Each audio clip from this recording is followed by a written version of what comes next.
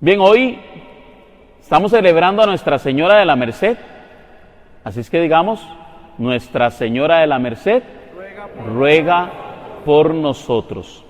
Y como esta segunda parte la iniciamos hablando sobre la Virgen María, las preguntas que vamos a responder hoy, primero van a ser sobre la Virgen María, y la segunda parte van a ser las preguntas que ustedes nos hicieron sobre los sacramentos.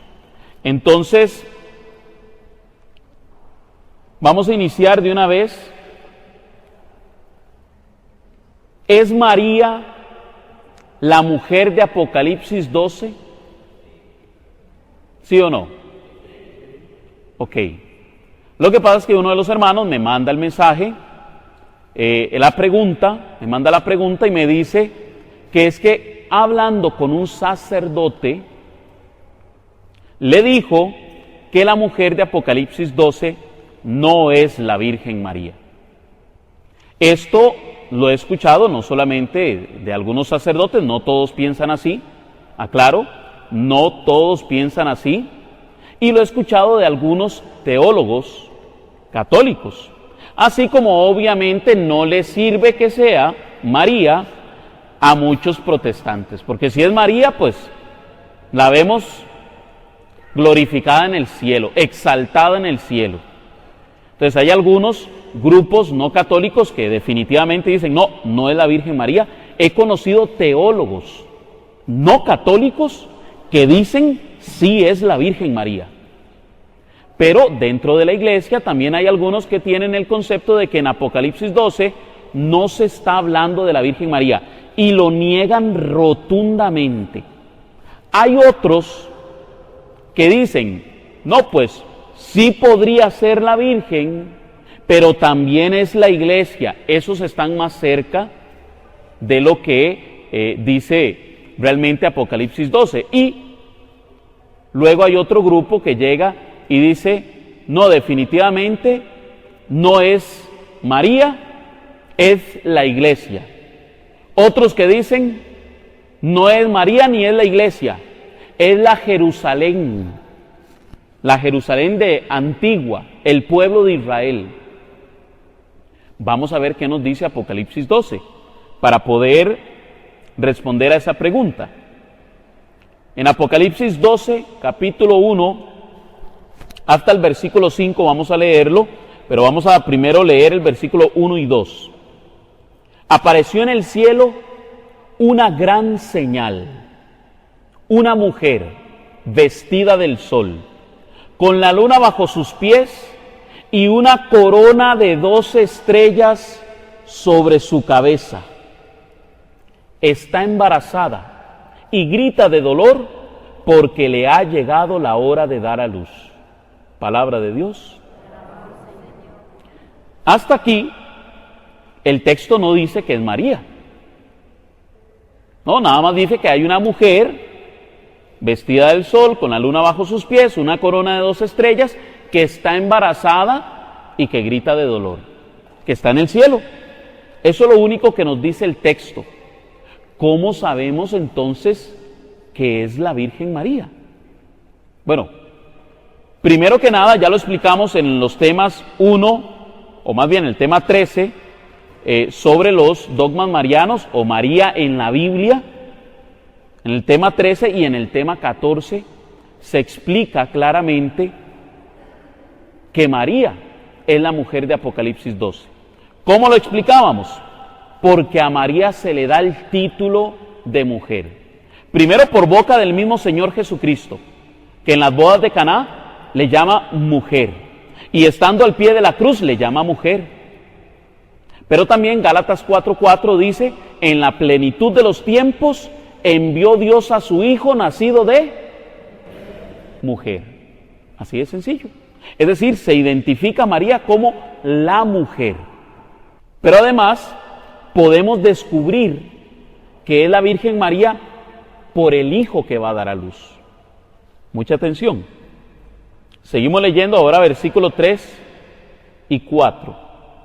Apareció también otra señal, un enorme dragón rojo con 7 cabezas y 10 cuernos, y en las cabezas 7 coronas.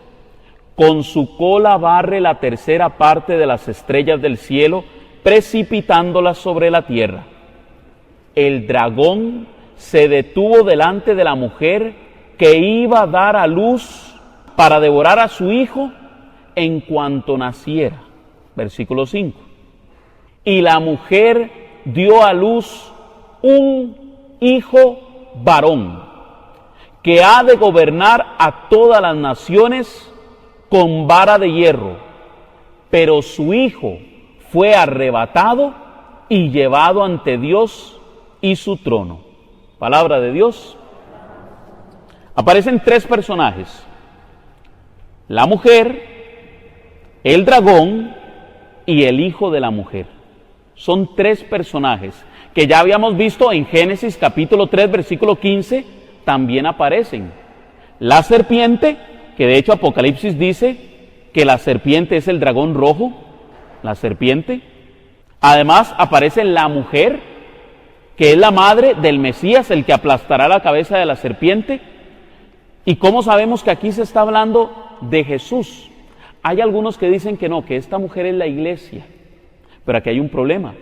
La iglesia nunca dio a luz a Jesús. Al contrario, Jesús da a luz a la iglesia. La iglesia es su esposa. De la misma forma que Adán saca a Eva del costado, Dios saca a Eva del costado de Adán, Cristo en la cruz, cuando es atravesado por el costado, da a luz a la iglesia. Entonces Cristo da luz a la iglesia no da luz a Cristo. Ahora bien, si fuera el pueblo de Israel, es decir, Jerusalén, entonces diríamos, bueno, sí, porque como Jesucristo es judío, entonces el pueblo de Israel dio a luz a Jesús. Y ahí podríamos decirle, pues sí. Sí, ¿por qué? Porque fue una mujer israelita la que dio a luz a Jesús. Claro, también es el pueblo de Israel, pero en el cumplimiento del pueblo de Israel, que es María. María es una israelita y ella da a luz a Jesús. Además, noten lo siguiente: si es la iglesia la que está dando a luz, entonces no estaría dando a luz solo a Jesús, sino a toda la iglesia, es decir, a todos los cristianos. Y aquí dice en el verso 5, la mujer dio a luz un hijo varón, solo uno. De manera que ese hijo varón tenemos que descubrir quién es. Dice el verso 5, el que ha de gobernar a todas las naciones con vara de hierro o con cetro de hierro, con cayado de hierro. Es decir, es un hombre con autoridad que va a regir su iglesia como un pastor. ¿Quién es el buen pastor? De hecho, es una profecía de uno de los salmos que dice que el Mesías va a gobernar con cetro de hierro, con vara de hierro. Está hablando de Jesús.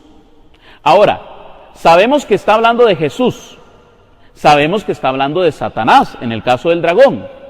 Pero resulta que podemos identificar quiénes son las 2 personas posteriores. Pero nos dicen, no, la primera persona es simbólica, es representativa. Allí hay un grave error. ¿Por qué? Porque realmente se está hablando de 2 personas, no, de 3 personas. La madre del Mesías y del dragón que quiere devorarlo, de Satanás. Hay 3 personas. Y por supuesto, ¿quién dio a luz al Mesías? María. Así de sencillo. Ya si le dicen que no, que es la iglesia, que es Israel, tírele el verso 17. En el verso 17, Apocalipsis 12, 17 dice, entonces el dragón se enfureció contra la mujer y se fue a hacer la guerra al resto de sus hijos. Palabra de Dios. ¿Por qué les digo que deben de tirarle este último versículo?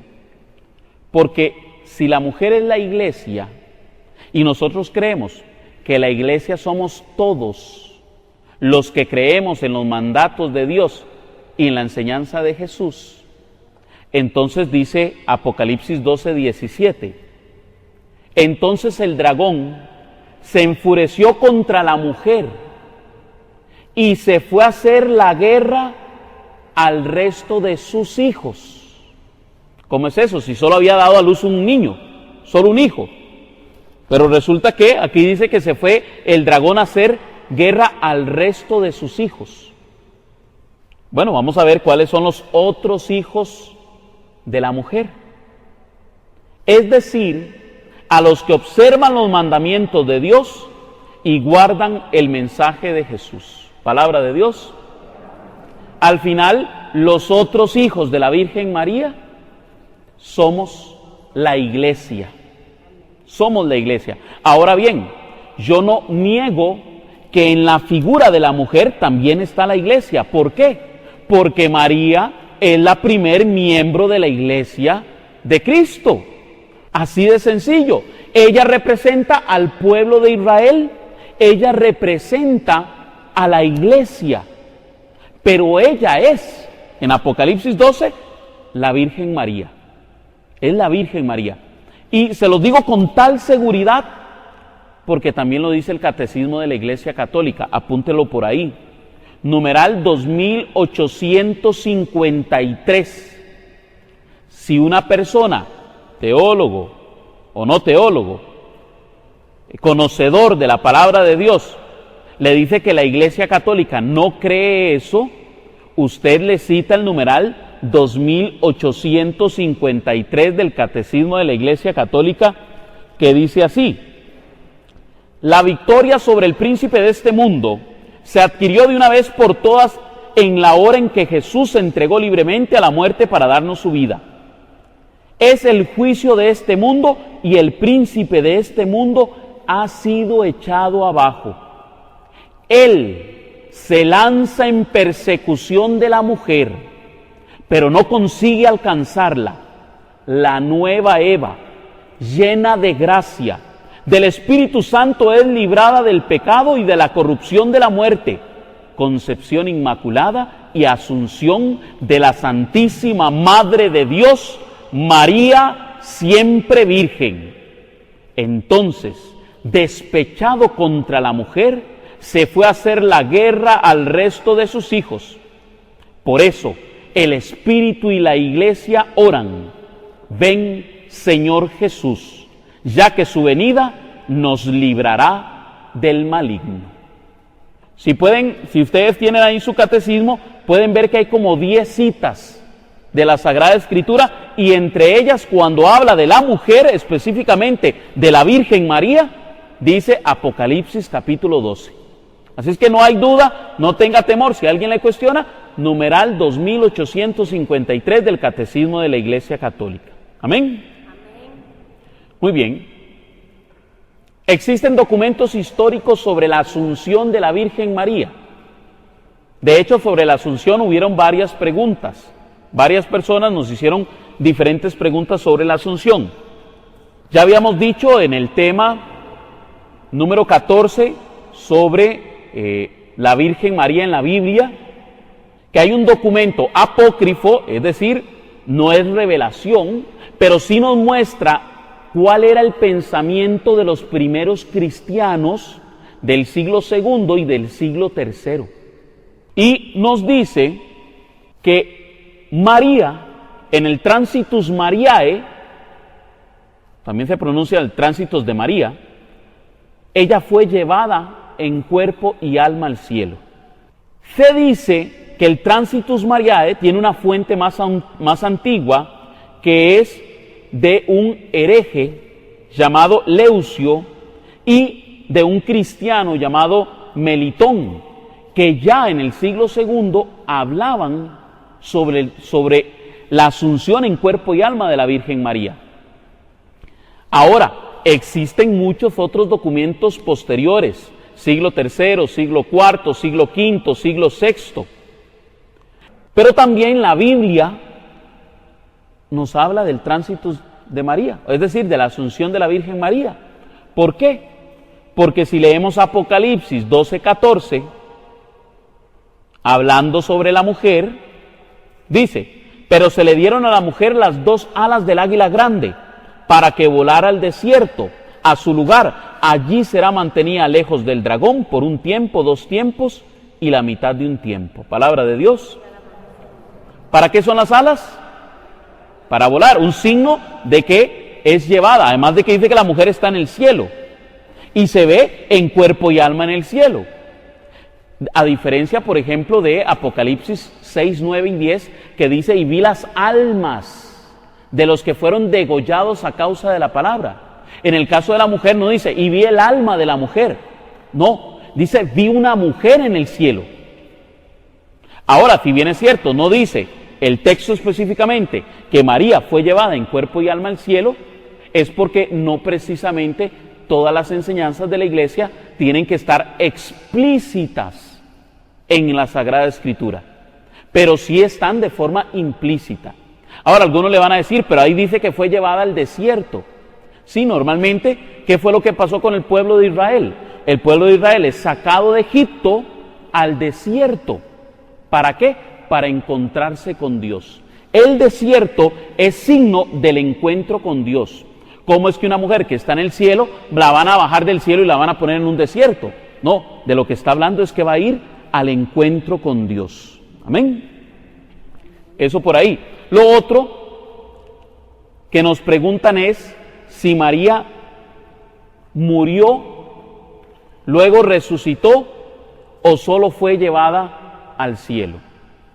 Si María murió antes de la Asunción, luego fue resucitada y llevada al cielo. Esto porque en la celebración de la Asunción de la Virgen María, algunos sacerdotes llegaron y afirmaron rotundamente que sí, María murió. Y hay algunos otros sacerdotes que le dicen, no, María durmió, descansó. O algunos otros dicen, no, María estando viva fue llevada en cuerpo y alma al cielo. ¿Cómo respondemos a eso? Bueno, resulta que existen las dos posturas. Una que murió, la otra que estaba como dormida o que fue llevada en cuerpo y alma al cielo. Cuando el Papa Pío XII declara el dogma en 1950 de forma ex cátedra, es decir, como dogma de fe, él utiliza las siguientes palabras: que la Inmaculada Madre de Dios, siempre Virgen María, cumplido el curso de su vida terrestre, fue asunta en cuerpo y alma a la gloria celestial. Cuando el Papa hace la declaración, él no dice si murió o no murió. No lo dice. Entonces algunos lo creen y otros no lo creen. ¿Se vale? Sí se vale. Usted podría concluir para usted personalmente que María murió y para otros que no, que fue llevada en cuerpo y alma al cielo. ¿Por qué? Porque el dogma no lo aclara. El dogma, lo que usted está obligado a creer es que María fue llevada en cuerpo y alma al cielo. Punto.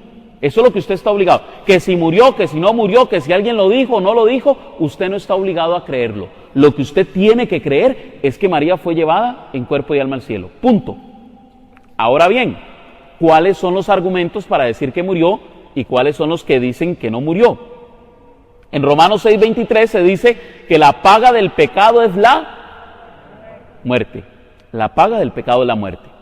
Y como vimos en el tema de la Inmaculada Concepción, María no tuvo pecado. Si no tuvo pecado, no tenía por qué morir, porque la paga del pecado es la muerte. Entonces, la postura de los que creen que María no murió es esta. Claro, hay otros argumentos adicionales a esto, pero los que creen que no murió es porque María no tuvo pecado, no tenía por qué morir. Sin embargo, existe un caso similar al de María, que es el de Jesús. Y nos dice 1 de Pedro 3:18, 1 de Pedro 3:18, pues Cristo quiso morir por el pecado y para llevarnos a Dios, siendo esta la muerte del justo por los injustos. Palabra de Dios. Ahí está la otra respuesta. Algunos dicen que María, en solidaridad con Cristo, en unión con Cristo, también muere, porque así como Cristo no tenía por qué morir, porque Cristo es igual en todos los hombres excepto en el pecado. Entonces Cristo tampoco tenía pecado, Cristo tampoco tenía por qué morir. De ahí se deriva un quinto dogma del que no hemos hablado y del que todavía no se ha declarado, pero que esperamos los católicos de todo el mundo, por más de 2000 años, llegue el momento de su declaración, y es el dogma de María como corredentora. Mucha atención, los católicos no creemos que María es redentora, no, creemos que ella es corredentora, es decir, ella cooperó con la redención de Cristo. Cuando ella dice el sí al ángel Gabriel, ella acepta la voluntad de Dios y coopera con el plan de salvación de Dios. Es un quinto dogma que no ha sido declarado, pero que todos los católicos del mundo están a la espera de que en cualquier momento se le ocurra al Papa Francisco. Bueno, entonces María se une al sacrificio de Cristo y a través de esa unión con el sacrificio de Cristo entrega su vida para el descanso. Por eso dice el Papa Pío XII, para que cumpliendo el curso de su vida terrena, ¿cuándo se cumple el curso de la vida terrena?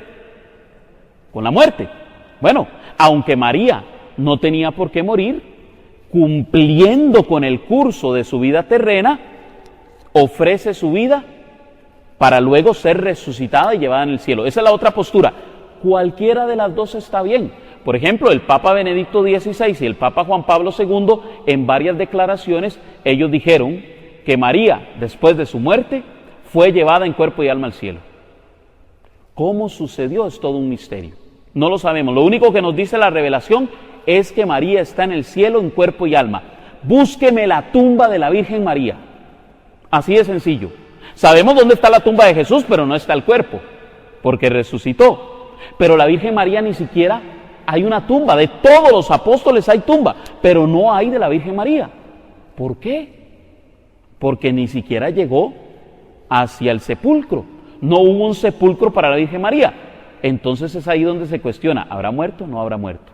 No lo sabemos. Lo único que sabemos es que está en el cielo intercediendo por nosotros. Amén. ¿Qué pasó con la Virgen de Sarapiquí?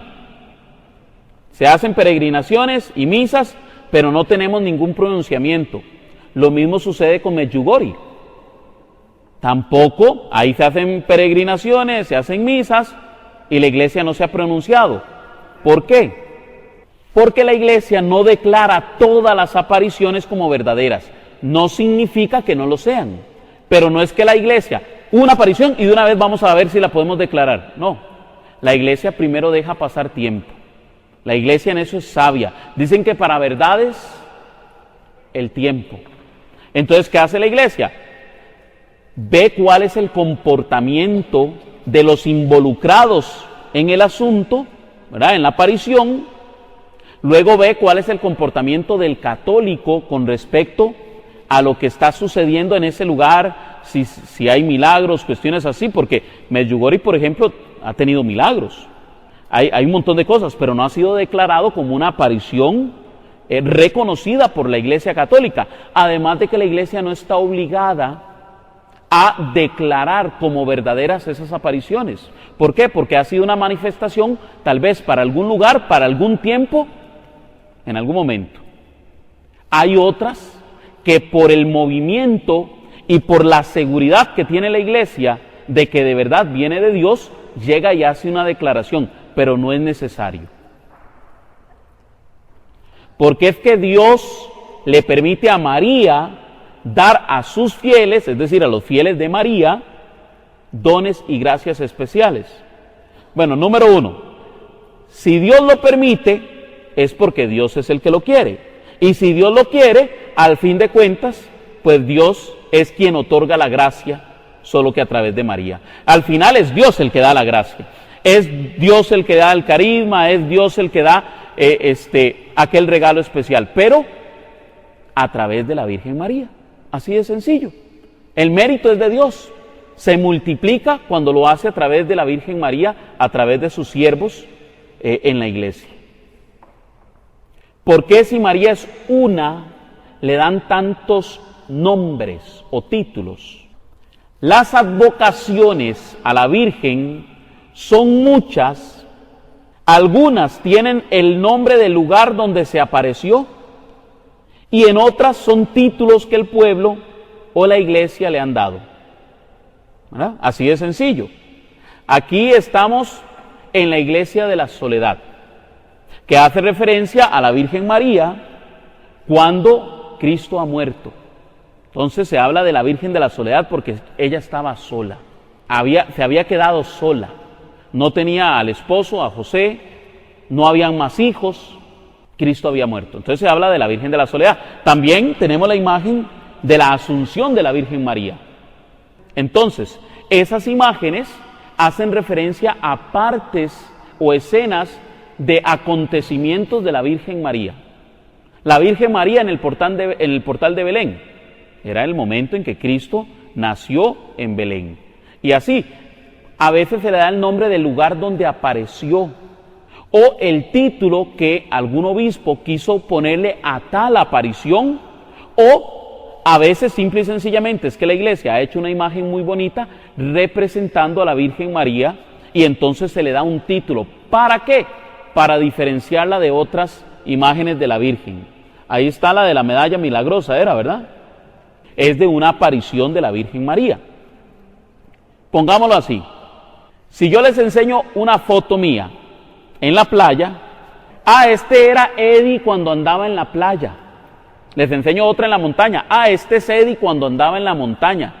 Este es Eddie cuando se graduó. Este es Eddie cuando estaba predicando en la Soledad. Es decir, hay diferentes imágenes, pero es el mismo Eddie. Solamente que tiene diferentes vestiduras, ¿verdad? Y está en diferentes lugares, pero es el mismo Eddie. Así de sencillo. No es que los católicos tenemos muchas vírgenes en todo lado. ¿Ok? ¿Cómo pudo mantenerse virgen María después del parto? ¿Cómo es esto? O sea, porque para algunos el hecho de haber parido a Cristo ya terminó ahí la virginidad. No por haber tenido relaciones con otro hombre, sino simple y sencillamente porque dio a luz. Entonces le dicen a uno, no pudo haber sido virgen antes, durante y después del parto. Decir eso es como negar que María estuvo encinta siendo virgen. Es decir, si yo le pregunto a usted, ¿cómo pudo quedar embarazada María si ella era virgen? Es lo mismo que preguntar cómo pudo haber permanecido virgen después del parto. Porque una mujer naturalmente no se embaraza solita, no. Pero la fe de la iglesia es que María fue virgen antes, durante y después del parto. De esto hay toda una explicación, pero es muy larga, yo no la voy a hacer tan larga, porque hay un texto de Mateo, si no me equivoco, que habla de que María dio a luz, que Cristo, ahora que me acuerdo, es en Juan, Cristo nació y no de hombre ni de las sangres, dice. Resulta que esa expresión en el Antiguo Testamento es cuando una mujer daba a luz, queda con una hemorragia normal, ¿verdad? Después del parto. Entonces se hablaba de que la mujer estaba impura de las sangres. Entonces el texto alude a que él no nació de las sangres. Es decir, que no nació como un parto normal. ¿Cómo entenderlo? Es un misterio, así lo dice la iglesia. Es un misterio. Por ser un misterio no lo sabemos, porque no estuvimos allí presentes. Pero un ejemplo que daba San Agustín es que María es tan pura, pero tan pura, que por eso se dice que ella es inmaculada, sin pecado concebida. Y Cristo es tan puro como la luz.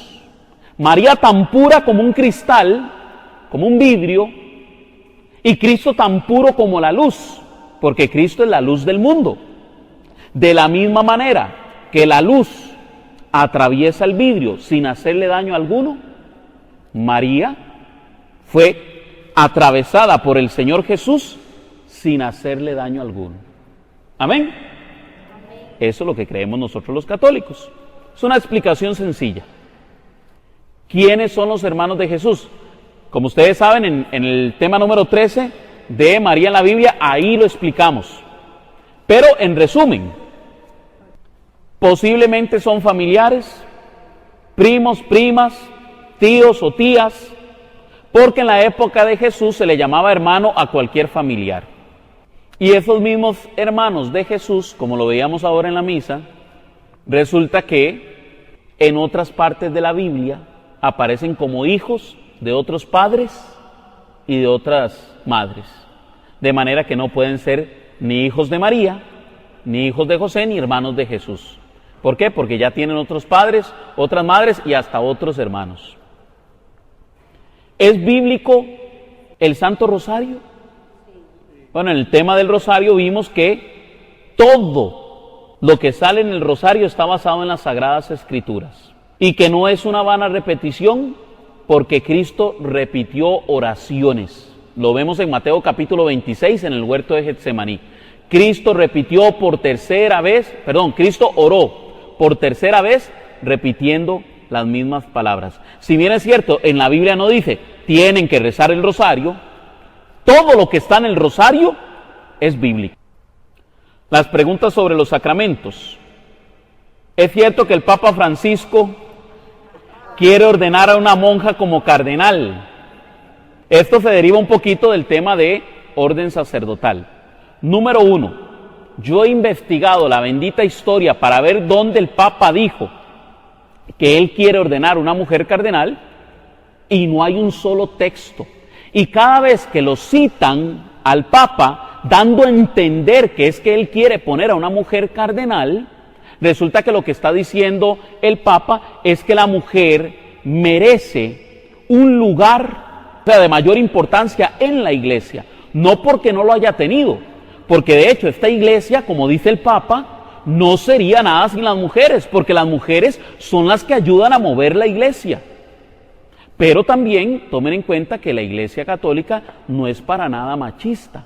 Si fuera machista, el santo más grande que tenemos nosotros los católicos después de Jesús es una mujer, la Virgen María.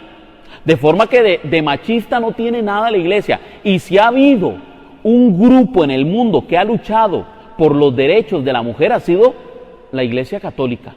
Si ha habido un grupo que se ha movido a favor de la dignidad, para que la mujer tenga la misma dignidad que el hombre, ha sido la Iglesia Católica, indiferentemente de si algún católico hemos sido machistas en algún momento, o si en algún pasado algún obispo hizo alguna declaración en contra de una mujer, indiferentemente de eso. Pero usted lee la teología de la Iglesia Católica desde los primeros siglos hasta la Edad Media y en la actualidad siempre ha hablado de la mujer de una forma digna. Ahora bien, hay otras preguntas que se derivan de aquí.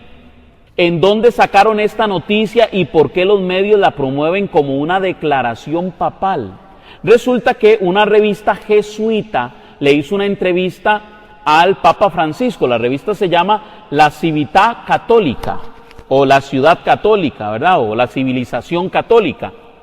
Y resulta que el Papa, por ejemplo, le preguntaban sobre los homosexuales. El Papa nunca dijo que estaba a favor del matrimonio homosexual. Si algo ha tenido el Papa es que ha luchado en contra del matrimonio homosexual. Pues resulta que de esa entrevista los medios de comunicación sacaron que el Papa va a aprobar el matrimonio homosexual y el aborto. Porque el Papa dijo, de esos temas ya se ha hablado mucho, ya yo no voy a hablar tanto. Es decir, ya la Iglesia ha declarado que no va a permitir el aborto ni el matrimonio homosexual. Entonces, ya yo no voy a hablar de ese tema, pregúnteme de otra cosa. Entonces, ¿qué interpretaron, entre comillas? Porque realmente ahí no hay ninguna interpretación, ahí lo que hay es una mala intención de decir mentiras. Bueno, resulta que dicen, el Papa quiere aprobar matrimonio homosexual y el aborto. Hoy le llegó una carta a un sacerdote católico de parte del Papa Francisco, no para felicitarlo, sino para excomulgarlo por estar a favor del matrimonio homosexual y de la ordenación de mujeres sacerdote. ¿Ven qué diferencia la noticia de ayer con lo que hoy ocurre? Obviamente los medios de comunicación lo que quieren es manipular a las masas para poner a los católicos que no son practicantes en contra del Papa. Pero de aquí también hay otras preguntas. ¿Puede el Papa quitar el celibato sacerdotal? Porque nos dicen, bueno, ¿puede el Papa declarar que un sacerdote sea casado para poder ser sacerdote o cosa parecida? Sí, yo creo que yo lo toqué en el tema del celibato. El celibato no es dogma de fe, es una disciplina. Y como disciplina podría ser cambiada. Difícilmente, pero podría ser cambiada. Hay que reformar todo lo que es el Código de Derecho Canónico y un montón de estatutos de la Iglesia. Pero en el pasado existieron sacerdotes casados. Existieron papas casados. ¿Cuál es el meollo del asunto? Que resulta que no funcionó, porque la minoría eran casados, la gran mayoría eran célibes, a pesar de que había un permiso. Podían ser casados, pero la mayoría preferían ser célibes antes que casados. Y yo estoy seguro que si el Papa se le ocurre aprobar o liberar el celibato sacerdotal, pasaría lo mismo. De hecho, calificaríamos muy poquitos, porque tendrían que escogerse familias muy rectas. Y no es que agarraron una familia, una pareja recién casada, vamos a hacer sacerdote a este señor. No, primero, igual que el diaconado, son 10 años de matrimonio para demostrar que tienen un matrimonio seguro y firme, y que también se está educando correctamente a sus hijos, que el matrimonio está bien con la esposa, que la esposa tiene, ¿verdad?, una buena relación con el que podría llegar a ser presbítero. Pero sí sé que en otras comunidades católicas, fuera de lo que es el rito latino, normalmente ahí sí existen sacerdotes casados, ¿verdad? Claro, es difícil conseguir un buen matrimonio en donde uno de ellos, o sea, el marido pueda ejercer el sacerdocio. Entonces, podría ser, pero es difícil, ¿verdad? ¿Por qué la Iglesia solo ordena sacerdotes y excluye a las mujeres? Bueno, primero que nada, la Iglesia no excluye a las mujeres. Eso es lo primero. Porque si excluyera a las mujeres, no habrían monjas. Entonces, decir que la Iglesia excluye a las mujeres, entonces tendríamos que quitar a todas las imágenes de la Virgen María, de todas las santas de la Iglesia Católica, y decir que una mujer se va a hacer sacerdote sería lo mismo que decir que un sacerdote se va a hacer monja. ¿Me explico? El sacerdote se puede hacer monja, más de uno quisiera, pero no.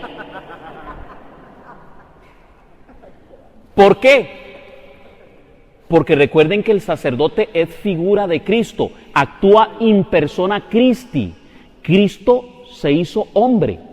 ¿Por qué Cristo se hizo hombre? Cuando estén allá le preguntan, yo no sé. ¿Por qué Cristo solo escogió apóstoles? Pregúntele a Jesús. A mí, ¿por qué me vienen a cuestionar? Es que la Iglesia es muy machista. No, entonces díganle que Jesús es machista, porque Él solo escogió hombres. Tenía mujeres que estaban ayudándole, que estaban al servicio del Evangelio, pero de otra forma. De hecho, dice que habían mujeres viudas que ayudaban al servicio de la Iglesia. Y también habían mujeres vírgenes que ayudaban al servicio de la Iglesia. ¿Recuerdan el tema del celibato? Cómo se habla de la mujer virgen o la mujer viuda que se dedica a santificar, a servir al Señor con su cuerpo y con su santidad. Decía 1 Corintios capítulo 7. Así es que no hay mayor diferencia, digámoslo así. Es lo mismo que sucedía en el primer siglo, lo que estamos viendo ahorita. Cuando el Papa habla de la importancia de la mujer, es porque la Iglesia Católica sin la mujer no se movería. La mayoría, yo que trabajo en la parte de catequesis en la arquidiócesis, la mayoría de catequistas son mujeres, los que educan a nuestros hijos y lo hacen con un amor materno que solo ellas pueden tener. Yo no sé, para mí es maravilloso ver una mujer. Claro, hay hombres que también tienen ese carisma. Yo no puedo, ese montón de chiquillos ahí me vuelven loco. Y así podemos ver ministras de la Eucaristía, lectores, o sea, en todo están las mujeres dentro de la iglesia sirviendo. Ahora, lo que quieren es nombrar a una mujer sacerdote. No se va a nombrar una mujer sacerdote como no se puede nombrar un sacerdote monja. Punto. Bueno, voy terminando, me quedan algunas preguntitas. Dice, ¿existen penitencias establecidas en la confesión de pecados y de qué dependen? No hay penitencias definidas y depende del sacerdote. El sacerdote es el que pone la penitencia en el momento. No hay nada establecido. ¿Puedo comulgar en pecado si sé que luego voy a confesarme? No. Solo podemos comulgar después de confesarnos y ser absueltos, porque si usted no fue absuelto, lo sentimos, no puede comulgar. Existe algo que se llama la absolución general, pero es en casos de emergencia, digamos, en casos de guerra, en casos de una explosión o no sé, un sacerdote podría tener un grupo de personas que iban a confesarse y él podría hacer una absolución general por emergencia y podría darles de comulgar. Es decir, la absolución general es yo los perdono en este momento y hay toda una fórmula, ¿verdad? Para eso, por la situación en el momento, les absuelve. Ellos pueden comulgar, pero luego apenas puedan tienen que ir a confesarse y es una situación especial. No se vale decir, uy, es que tengo una emergencia y es que, bueno, no me pude confesar porque tuve toda la semana pero no fui. No, ¿verdad? Mi emergencia es que quiero comulgar ahora el domingo y no me confesé. No, ¿verdad? Ahora la arquidiócesis tiene la virtud de que todos los días de lunes a viernes hay confesiones de 6 a 8 de la noche. Así es que el que no pudo en el día, puede en la noche. ¿Cuáles son los pecados mortales y cuáles los veniales? De ahí, aquí duro yo seguramente como 2 horas más, hablándoles de los pecados mortales y veniales. Lo que usted tiene que saber de los dos es que todos son pecados y de todos debemos de alejarnos, debemos de abandonarlos. Tanto los veniales como los mortales. Es que hay algunos que juegan así, vean, esto es así. No, esto no lo hago porque es pecado mortal, pero como esto es venial, de ahí me la juego. ¿Me explico? Vean, disculpen lo que les estoy diciendo, pero esto es una forma mediocre de pensar. No los estoy ofendiendo. Mediocre es una palabra que significa medio cree. O sea, cree ahí como a medias. No, tenemos que arrepentirnos de todos los pecados, veniales y mortales. Ahora, los mortales son los graves. Hablemos que de los 10 mandamientos, pero resulta que depende de los 10 mandamientos. Por ejemplo, no es lo mismo mentir para hacer un daño que para hacer un bien. Sigue siendo pecado. Usted mintió para salvar la vida de alguien, sigue siendo pecado, pero es venial, porque lo que buscaba era el bien, no el mal. Pero cuando usted lo que busca es el mal y miente, entonces ahí sí. Y normalmente la mentira viene acompañada de un pecado que quiero esconder, así es que a confesarse. ¿Explico? Entonces, hay muchos pecados, no podemos definirlos todos. Para eso Dios le dio a usted una conciencia. La palabra conciencia significa con conocimiento. Usted sabe lo que está mal y lo que no. Y usted sabe lo que está muy mal y lo que no está tan mal, ¿verdad? Entonces, usted debería de medirse. Cuando usted lo que está haciendo daña al prójimo o lo daña a usted mismo, está mal. Debería de buscar el sacramento de la reconciliación. Y cuando usted ve que lo que está haciendo no es por maldad, sino por debilidad o por X o Y, pues acuérdense que para eso está la confesión pública antes de la misa, para los pecados veniales. Pero si yo me pongo aquí a definirles qué es pecado mortal y qué es pecado venial, más de uno va a decir, con este sí puedo. No es que la acumulación de pecado venial se convierta en mortal, sino que la acumulación del pecado venial termina inclinándolo hacia caer al pecado mortal. ¿verdad? Lo hace propicio, lo hace más débil. Entre más pecados veniales usted comete, pues más inclinado está hacia el pecado. ¿Por qué? Porque empieza a cargar más, ¿verdad? ¿Cómo les digo? Es que si un hombre ve a una mujer con deseos, con malos deseos, decía Jesús, merece el infierno. Todos los hombres aquí se fueron al infierno. Excepto algunos, como el hermano aquí, que él, ¿verdad? Se pone lentes oscuros y... No, mentira. Está mal. Ahora, resulta que Jesucristo lo condena gravemente. Pero, ¿qué está más mal? ¿Ver a una mujer con malos deseos o violarla? Hay un pecado grave, la violación, o intentar hacer algo, o no sé, ¿verdad? Ahí hay un pecado mayor. Ahora, no es lo mismo haber visto una mujer que es hermosa, admirar su belleza, a quedársele, ¿verdad? Como más de uno que la desviste, ¿verdad? Ahí en el momento y empieza a hacerle máquina de qué es lo que le va a hacer. Es otro tipo de pecado, que es a lo que Cristo se refiere. El hombre que ve con deseo, es decir, con intención de hacer algo, y si tuviera la oportunidad lo haría. Ya es muy diferente. No estoy justificando que es que lo otro no es pecado, no, igual es pecado. Solamente que hay un pecado que es mortal y otro que es venial. ¿Está bien? ¿Se puede dar la unción de los enfermos a una persona no católica? No, se puede dar el sacramento a un cristiano bautizado que confiese la fe en la Iglesia Católica y en los sacramentos. Es decir, un evangélico que está a punto de morir, pero dice, yo quiero recibir el sacramento y creo lo que cree la Iglesia Católica, podría en el momento de la emergencia, porque está por morir, ser recibido con los sacramentos. Eso sí se podría llegar a dar. Por ejemplo, yo una vez le mencionaba de un ateo. Había sido de niño, había sido católico, pero luego se declaró ateo y antes de morir llamó al sacerdote. Es decir, manifestó su fe en la iglesia, porque al llamar al sacerdote está diciendo sí, es un representante de la iglesia. Y se confesó, dieron la comunión, santos óleos y hasta luego. Gracias a Dios.